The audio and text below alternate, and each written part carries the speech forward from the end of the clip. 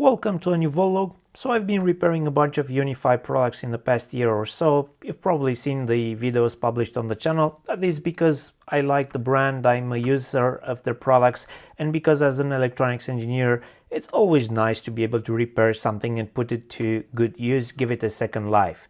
Today on the workbench I have this defective UniFi G3 Flex camera. This is actually an older model which was originally released around 2018, I think, but it was a staple for the UniFi Protect lineup for years.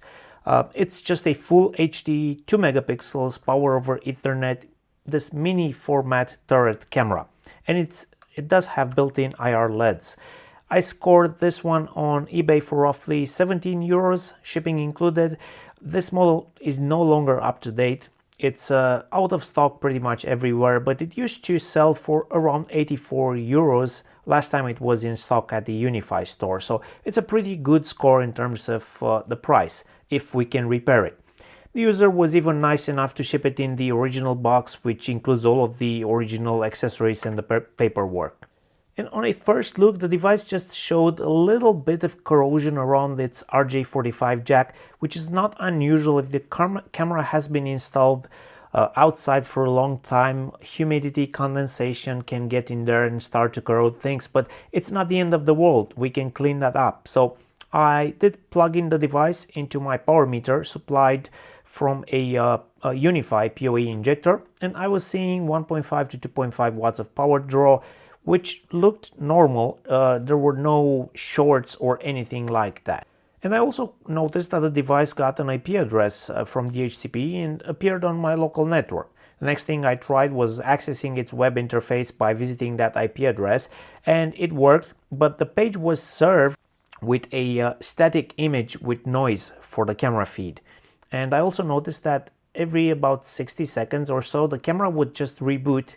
So we already can identify two issues that need further investigation. While I was here on the web interface, I also checked the logs of the camera, and it was showing a lot of these messages related to VSYNC loss, which makes me think something might be wrong with the camera sensor or the circuitry around the camera sensor.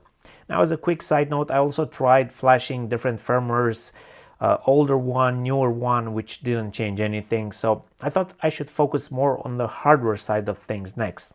Next up, I started working on opening this enclosure, and I really don't have the full video of me opening this because it was really frustrating in the beginning.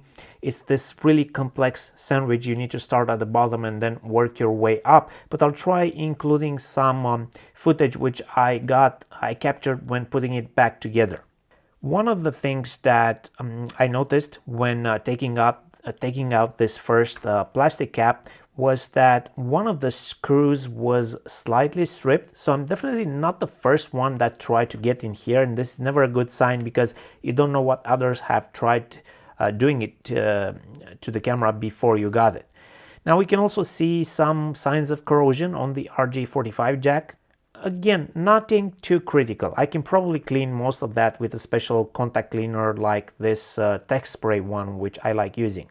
Now, because our camera is booting and I can access its web interface, I'm going to assume that the power supply section is working fine.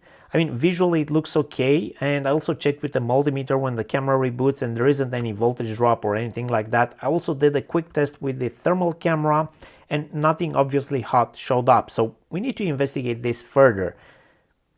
So I put the power supply module aside and continued disassembling. After you'll be removing all of the screws from the bottom of the camera and there's no more to remove, please note that there is a hidden screw behind this small white cap here, and that screw will basically hold the entire black section in there from sliding out this main plastic body. And you'll also have to use like a plastic spudger which you insert here for this trim piece, and this will come out as well before you can slide everything out. Now when you take everything out, you'll notice there is a second PCB module which connects to the actual camera module via a multi-pin flat flex. nothing was visually wrong with this module. Again, I double checked with the thermal camera, so I focused on continuing the disassembly. Unfortunately, getting the final camera module out and that flat flex proved to be quite difficult. The flat flex, even though it has connectors on both ends, it was also secured using lots of adhesive to make those entry points into the enclosure waterproof, and it snakes its way through the enclosure up to the camera sensor. Now, long story short, I managed to get it out, but when removing it from the final section of the camera sensor, the pins on the flat flex got messed up, so I wasn't able to check if the flat flex was actually bad before I messed up the pins. But at this point, the only obvious thing was to try and replace that flat flex, and luckily the flat flex uses this standard pitch of 0.5 millimeters and has a total of 40 pins, which is a pretty standard size. The length was a bit more difficult to find. It was about 75 millimeters in length. Now you can find standard flat flex cables just like this one on AliExpress or any of the major component distributors, and I found these two options on LCSC. One is 80 millimeters long, the other one is 60 millimeters long. I couldn't find the exact 75 millimeters length, but I'm willing to try these 80 millimeter long ones. I think these should work. And first thing I did was just to connect one of these for a quick test, just to see if this fixes the issue. And these are generally cheap and worth getting for a try. Shipping is probably more than the product, so it's just worth ordering these with some other parts that you may need for other projects. That's just what I've done. So I have my flat flex inserted between the camera and the PCB. And I have the camera powered on. So now if we go to the web interface, success, we now get a clear image. So it looks like our flat flex might have been the issue originally. The image is clean now and stable. I also checked the logs, and they no longer show those VSYNC errors that we were having before, and also no more reboots happening. Everything is stable now. It seems that the original flat flex just couldn't take it anymore because, I don't know, it was mangled in there behind the camera.